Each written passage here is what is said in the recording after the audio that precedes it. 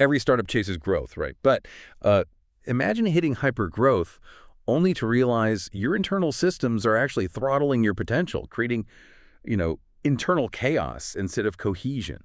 It's the silent killer of many promising ventures. You're building this incredible car, but without all the parts seamlessly connected, well, you're not going anywhere fast or reliably.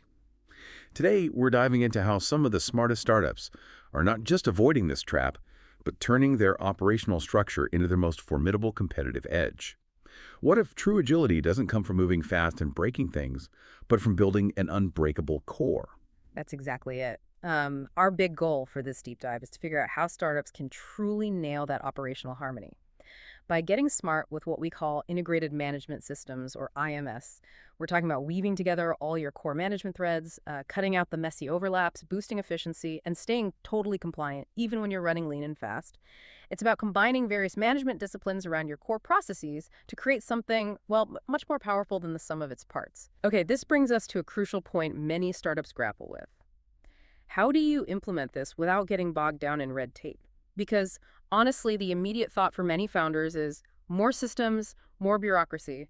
But you're saying it's the opposite. It's about a smarter, more connected way to run your startup, drawing insights directly from some fantastic source material we have today, and building on everything we've explored about process fundamentals. That's absolutely the core idea. At its heart, an integrated management system, or IMS, it's about bringing together traditionally siloed management disciplines. Think about it. As a startup grows, you naturally start implementing different systems to solve specific problems. Right. You might set up a quality management system for your product, maybe a separate performance measurement system for your sales team, a framework to manage risk, or even standalone strategic planning tools. Each one just sort of pops up to address an immediate need. And I can imagine for a startup where everyone's wearing multiple hats and just trying to keep pace, it feels like the natural path. The path of least resistance to just add these on as you go. But at what point does that natural path become a choke point? It definitely does, and that's precisely where our source material highlights the problem. It often leads to what's described as silos, redundancy, and sometimes conflicting approaches. Mm.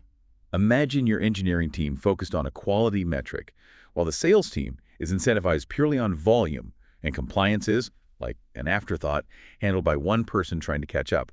They're all part of the same car, but they're not talking to each other. The beauty of IMS is it recognizes that these functions, quality, environmental, safety, compliance, performance, they're deeply interconnected. Instead of managing them in isolation, IMS combines them around your core business processes, creating a truly unified approach.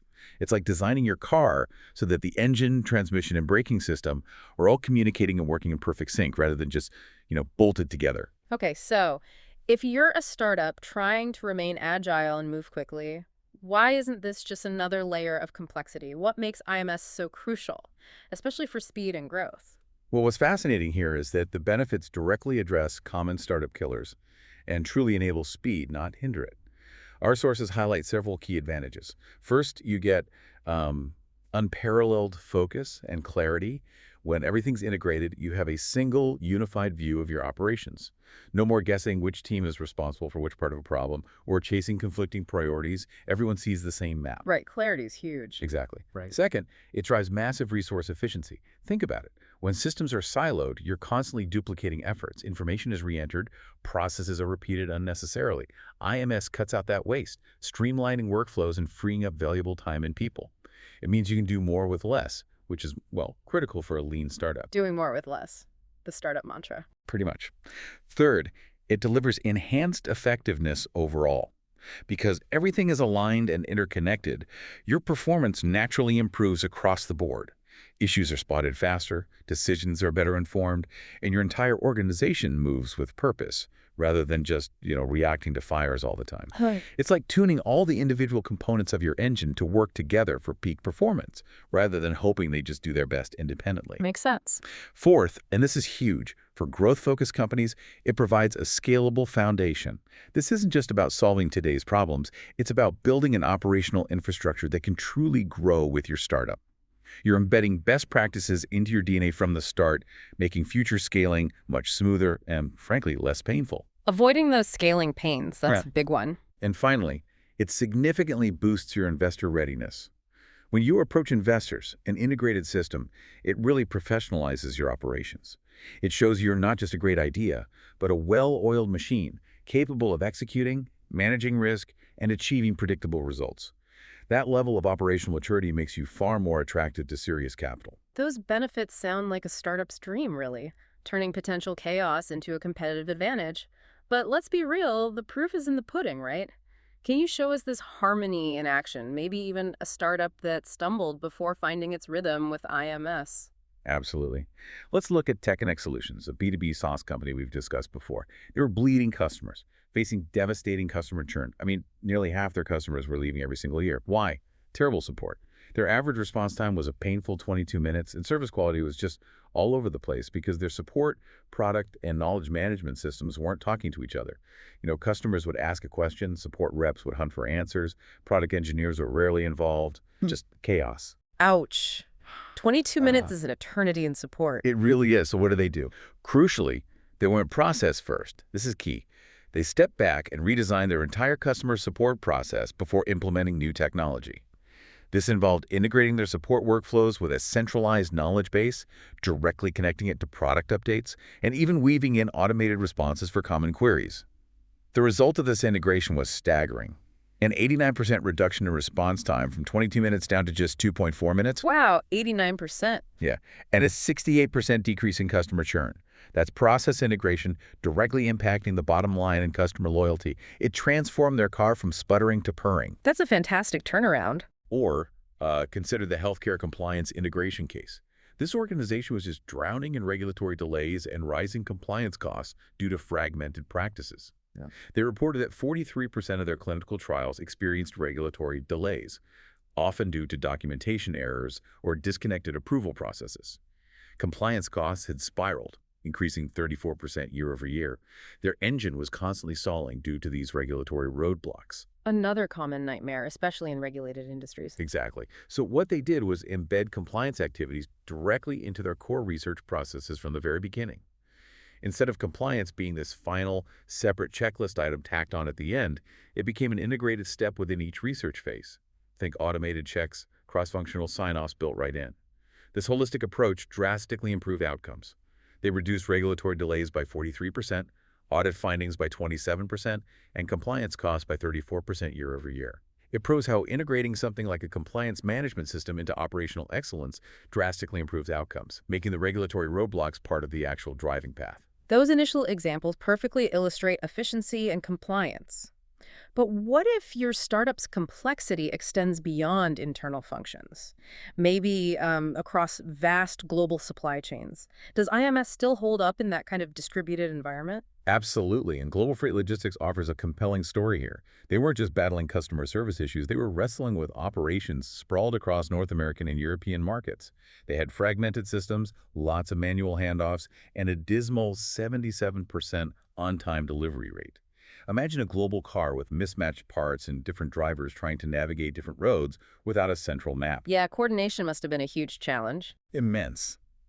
So to tackle this, they integrated several methodologies.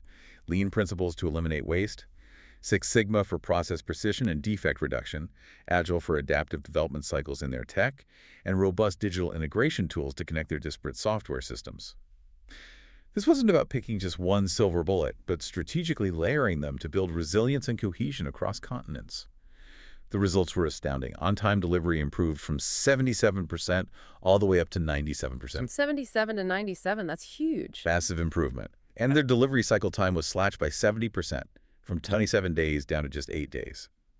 This really proves how end-to-end process integration, even combining diverse methodologies, builds incredible resilience and capacity, even across complex global operations. Okay, so the how, then, is absolutely crucial. How do you actually make these disparate systems connect around processes without building something so complex it just collapses under its own weight? Right, that's the key question. The most effective way, especially for a startup, is what's called a process-based integration.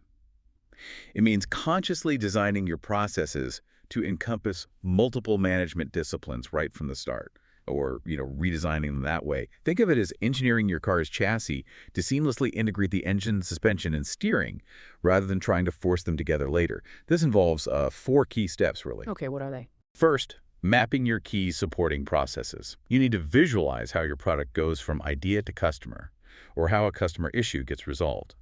Get it down visually. Second, clearly defining process boundaries and interfaces. This is critical. Where does one process end and another begin? How do they hand off information or tasks to each other? This eliminates finger pointing and ensures smooth transitions. Third, establishing clear process ownership and accountability for each integrated workflow. Someone needs to be the steward of that end-to-end process, not just a small piece of it. And fourth, creating a simple visual hierarchy of your processes so everyone understands the bigger picture, how their piece fits into the larger puzzle, how the wheel connects to the axle and the engine. That ownership piece sounds particularly important. It really is. And this also extends to measurement, which is vital for any growing company. You need to define end-to-end process metrics, not just siloed departmental ones. Create cross-functional performance indicators, implement simple process-level dashboards, keep them simple, and establish both leading and lagging indicators that connect directly to customer-focused metrics. For example, a leading indicator for customer satisfaction might be something like first contact resolution rate, while a lagging indicator is, say, customer churn. They're both important, but one tells you if you're on the right track now, and the other confirms the result later. Got it. Leading and lagging. And, while our focus today is on practical, agile integration for startups, it's worth noting that more mature integrated management systems often align with common international standards, like those from ISO. These aren't just for corporate behemoths. They provide structured frameworks that can guide organizations in systematically integrating their various management disciplines. For a startup, understanding something like ISO 9001 for quality, or maybe ISO 27001 for information security, isn't necessarily about getting certified overnight. Right, not about the badge itself initially. Exactly. It's more about leveraging a globally recognized blueprint for building robust, secure, and high-quality operations. It can actually be a huge competitive advantage when you're trying to land larger enterprise clients who often demand such assurances, or even when going through due diligence with investors who want to see that operational maturity. It demonstrates a commitment to excellence and a clear path for scalability without necessarily burdening you with rigid bureaucracy from day one. Okay, this sounds incredibly powerful, but also potentially like something larger enterprises with dedicated teams would tackle. How does a lean startup with limited resources and often just a handful of people actually approach this without getting completely overwhelmed? This is where the rubber meets the road, isn't it? Absolutely. And this raises an important question. It's a very common one. Our sources emphasize that the most effective integration approach depends entirely on your startup stage and needs. It's definitely not a one-size-fits-all solution, and it certainly doesn't mean building a massive complex system from day one. Please don't do that. Okay, so what do you do? For early-stage startups, the approach can and really should be founder-centered. This is about cultivating the habits of integration, the simplest possible integration. Think a shared visual board, maybe a Kanban board or a simple Trello board, showing key metrics, projects, and priorities that are reviewed in a weekly all-hands meeting. The goal here isn't some complex IT system, but to address your most pressing pain points with total transparency and shared understanding across the whole team. It's about establishing that transparent communication and shared understanding from day one, building that foundational muscle memory for integration that scales with you. It's your minimum viable process for integration. MVP for integration. I like that. Exactly. Then, as you grow and get beyond that initial stage, you move towards process-level integration. This is where you actually embed those compliance, quality, or risk elements directly into your redesigned core processes, like we saw with TechConnect Solutions. You're consciously building the integrated systems right into your workflows. Other practical techniques include leveraging digital integration platforms. These are tools, often low-code or no-code solutions, that link different software systems and automate data flow between them. They act like the central nervous system for your digital tools, ensuring your CRM talks to your accounting software, or your customer support platform feeds into your product analytics. Makes things much smoother. So using tech smartly to connect the dots. Precisely. And finally, maybe most importantly, fostering strong people and culture alignment is just non-negotiable. Your teams need to understand and embrace this integrated way of working. This means clear communication about why integration matters, providing the right training, maybe even aligning incentives to encourage cross-functional collaboration. It's about getting everyone on the same page, driving the car together, understanding how their part contributes to the whole journey. That culture piece, often underestimated but so critical, that's a huge relief to hear about starting simple, because my big concern remains the B word, bureaucracy.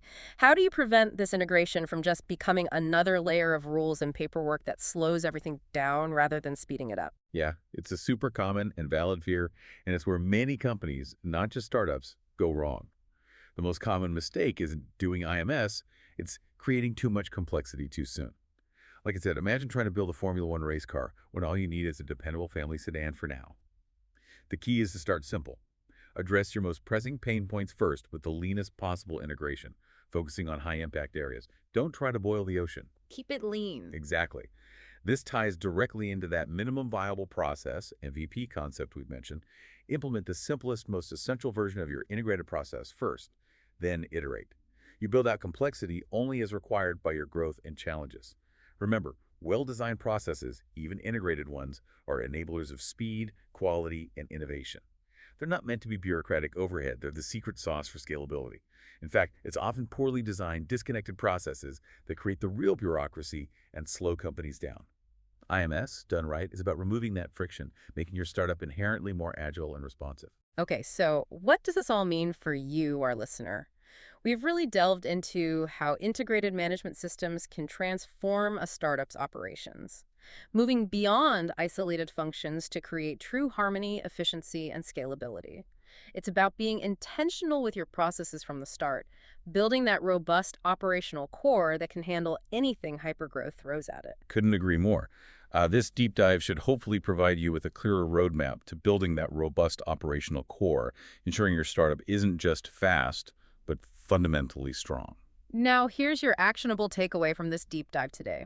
Identify two disparate systems or sets of guidelines in your startup. Maybe it's your quality checks for product releases and your customer onboarding steps, or perhaps your sales process and your inventory management. Brainstorm how they could be integrated around a single core process. How could they feed into each other to create a more seamless experience or outcome for your customer or your team? Just think about one connection point. And maybe a final provocative thought to leave you with. As you look to the future of your business, how can you shift your mindset?